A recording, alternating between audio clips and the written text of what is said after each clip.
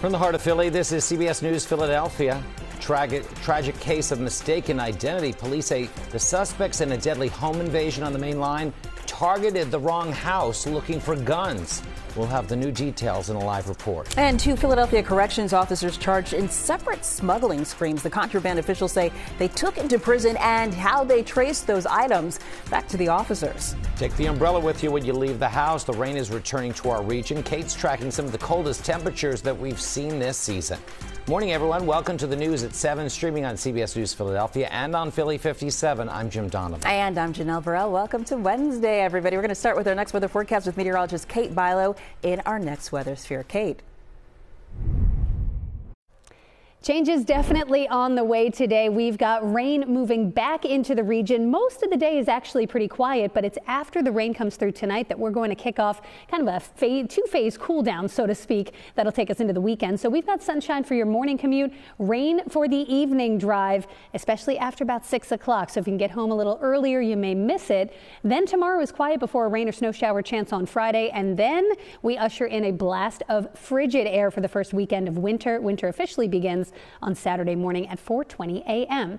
Clouds and radar showing our next system moving in from the south and west, and this is going to overtake the region later on today. So while we'll start with sunshine by about 5 or 6 o'clock, rain chances return down the shore. Likely doesn't get to you until about 8 o'clock tonight, and in the Lehigh Valley maybe a bit sooner, around 4 p.m. So again, borrowed time through the afternoon, relatively quiet, and then notice starting about 5 o'clock those rain chances ramp up. Coming up, we'll talk more about just how cold it's going to be this weekend.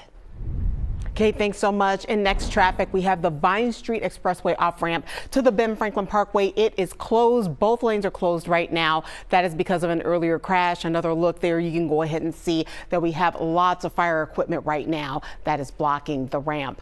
Also, we have Swarthmore Avenue closed both north and southbound between Rogers Street and McDade Boulevard. According to the Facebook page for the Prospect Fire Company, this is because a car hit a train there. So again, this is closed. Your alternates around that are going to be Fairview Road and Route 420. Also, we have a crash right now in Hamilton, New Jersey on I-295 southbound at I-195. This crash is blocking one lane. And also we have another vehicle crash right now. This is in Mantua on I-295 southbound at Mantua.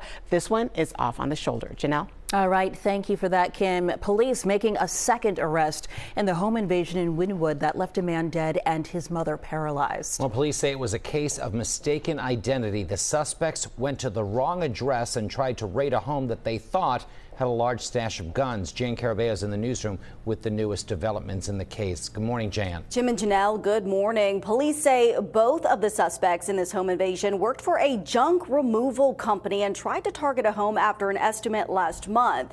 They were attempting to steal guns, but they actually ended up at an address in the wrong county. Seemingly what got lost in the translation is where the intended house was. The estimate was done in Bucks County, and they went to Meredith Road in Lower Marion. They went into the wrong house with bad intentions and shot an innocent 61-year-old woman as she lay in her bed, and they executed her 25-year-old son. Police say that woman, Bernadette Gaudio, is now paralyzed. They say she also watched as her son, Andrew Gaudio, was killed before she was able to call 911. Police say the suspects got away with a jewelry box and a car. Calvin Roberts and Charles Fulforth are now under arrest. Police say both worked for the junk luggers in Willow Grove and believe they were being fed information from someone within the business after estimates were done. They say the intended house had gun safes. Now get this, investigators say Roberts was arrested yesterday when he showed up at the junk luggers. He was wearing all black with a mask around his neck and he had a gun. We're told he also had plans to escape to Jamaica. CBS News Philadelphia spoke to a man who works nearby and saw police chase Roberts on the railroad tracks there after he took off. Everybody I work with, we all said the same thing. Why did he come back to here? Why are you coming back to your place of work? Because we knew the police were watching this place. Investigators say both Roberts and Fulforth are suspected to be involved in gun trafficking. Fulforth there was arrested last week. They both now face charges including murder, attempted murder, and robbery.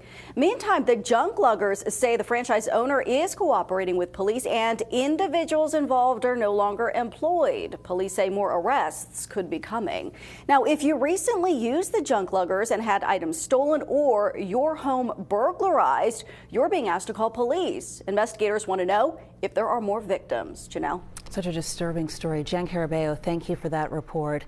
A Manhattan grand jury has indicted Penn graduate Luigi Manion on 11 new charges, including first-degree murder in connection with the murder of United Healthcare CEO Brian Thompson. Manion is right now being held in Huntington, Pennsylvania, in connection with the deadly shooting outside of a Midtown Manhattan hotel earlier this month. That indictment is the next step in the process of extraditing him from Pennsylvania to New York. The defendant is currently scheduled to appear in court in Pennsylvania on Thursday morning, first for a preliminary hearing on his Pennsylvania charges. Immediately to follow that will be an extradition hearing. Manion faces a maximum prison sentence of life without parole on that first-degree murder charge. The suspected Gilgo Beach serial killer Rex Heuermann has been charged with the murder of a 7th victim who was from Atlantic County, New Jersey. Prosecutors say DNA evidence shows Heuermann killed 24-year-old Valerie Mack of Port Republic in 2000. Her partial remains were found on Long Island, New York in November of that year. And then a decade later, more remains were discovered near the other 6 victims. A trial date for Heuermann has not been set.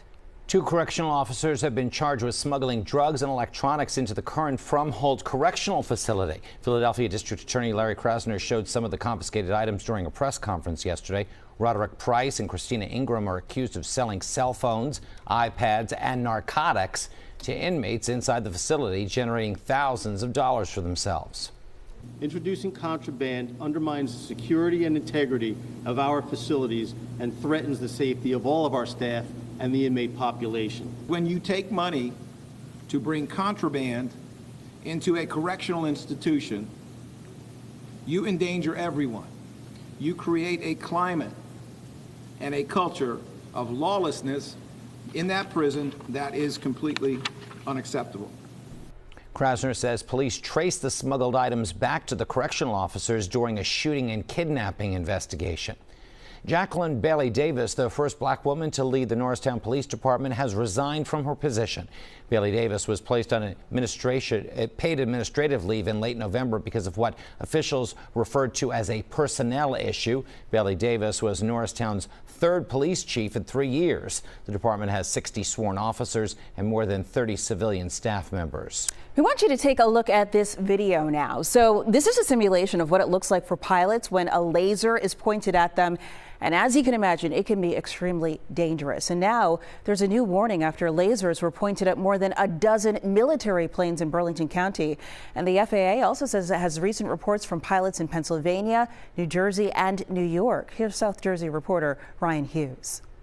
It's a troubling trend, putting everyone in the air and on the ground at risk. Since December 7th, officials at Joint Base McGuire-Dix Lakehurst in Burlington County say there have been 15 laser strikes at military planes and helicopters. And on Monday, a pilot was injured by a laser and needed medical care after landing at the base. Well, this is really bad. I don't mean to minimize it at all.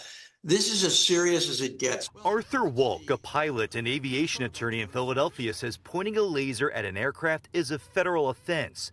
According to the Federal Aviation Administration, there have been more than 11,000 laser incidents this year across the country, down from more than 13,000 in 2023, the highest number ever reported. You run the risk of his losing control, of his not being able to see where he needs to go, not being able to look at his instruments because his eyes have been damaged. What is that? The base says there is currently no connection between the laser incidents and the more than 5,000 reported drone sightings being investigated by the FBI, FAA, and the Department of Homeland Security.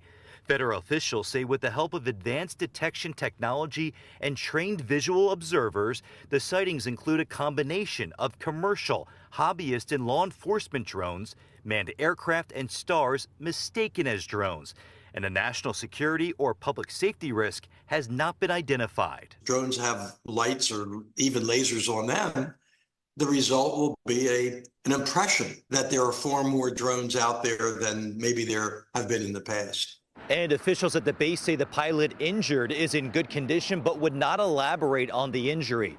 According to the FAA, anyone who points a laser at an aircraft can face up to 5 years in prison and fines up to $250,000. In Burlington County, Ryan Hughes, CBS News Philadelphia.